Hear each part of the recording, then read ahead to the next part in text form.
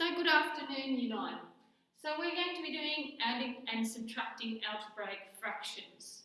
So forget the fact that they're algebraic. Whenever you do adding and subtracting any fractions, you need to find a common denominator. So we find a common denominator. If you can find the lowest one, that's great. It doesn't matter as much now as it did when you were in Year 7 or in primary school, because you've got a calculator to deal with the numbers anyway. We're going to adjust all the numerators, that's the top of the fraction, by multiplying the top and bottom by the same number. Because when you have a fraction, a top and a bottom, whatever you do to the top, you have to do to the bottom. Whatever you do to the bottom, you have to do to the top. It keeps the fraction balanced and it keeps it meaning the same value or the equivalent fraction.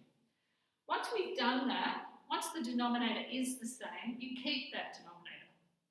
Then you add or subtract, depending on the question, the top numbers or the top terms. Alright, so if we have a look at some questions here, all of these we're simplifying, so when you get to the end, just double check that it can't go any further. Alright, now in this first one, these denominators are the same, so we don't need to find a common denominator because it already has one. So we're going to keep that denominator of 4, and then we're just going to do what it says on the top. We're going to do w plus 2w. So if you want to write a 1 in here, it's 1w plus 2w gives you 3w. Write it on the top.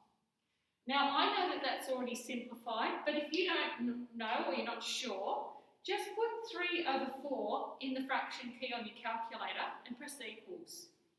That one actually stays as 3 over 4, so we don't need to go any further. Alright, down here on the next one, the denominator here is z and the denominator here is z, so we're going to keep that common denominator. Now we're going to look at the tops and we're going to do p plus 3. Now you can't do p plus 3, so that's how we write it. P plus 3. They are not like terms. You can't add p's and 3's together, so we just leave it as p plus 3. Okay, down here on the next one, they both have a denominator of 6, so we already have a common denominator. So we're going to keep that denominator, and then we're going to add our top things. So we have 5a plus 5a, that equals 10a. Now, if you go to your calculator on this one, just put 10 over 6 in the fraction key and press equals, and it will give you 5 over 3. And a is sitting on the top of the fraction, so we leave it there. That's your answer. Okay, now in number 4, they have different denominators. 4 and 5 are different denominators. We have to have them the same. We have to have a common denominator.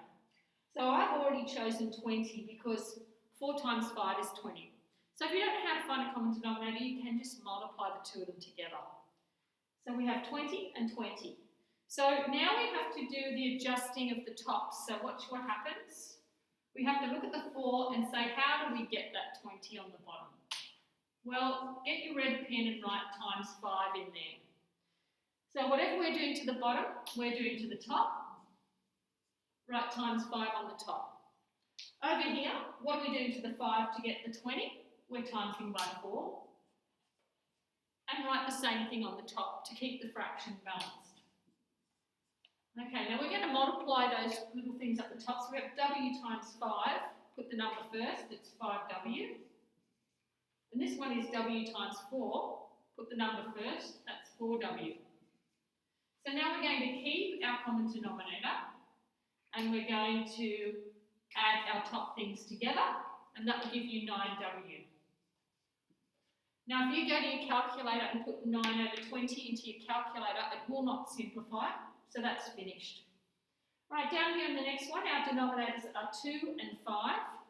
So our common denominator, if you want to do it quickly, 2 times 5 is 10. So to get the 2 to be a 10, we have to times by 5 and do the same to the top. And over here, to get the 5 to be a 10, we have to times by 2 and do the same to the top.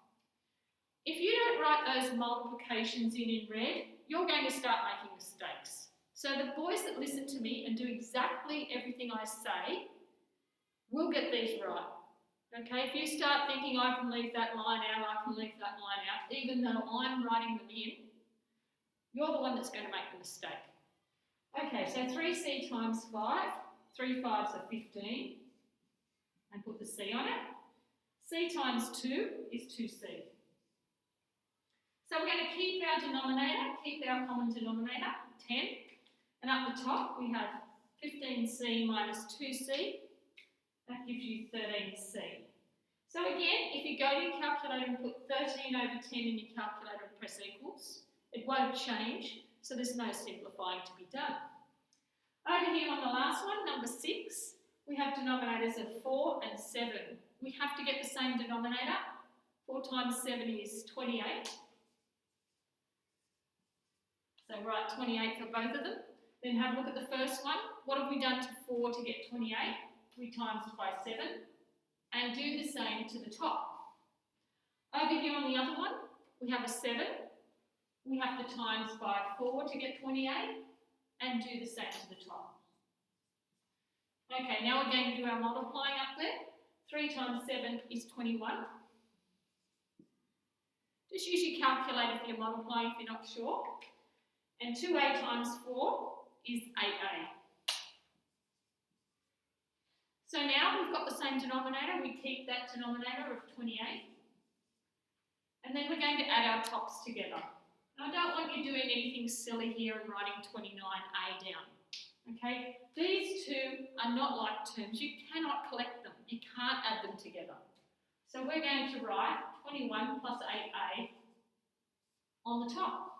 So don't add things together that you know can't collect or be added together. And that's the end of the example. So I'm sure you'll be able to do the homework. Please do all the working that I'm doing. If I write something down in red, you write it down as well.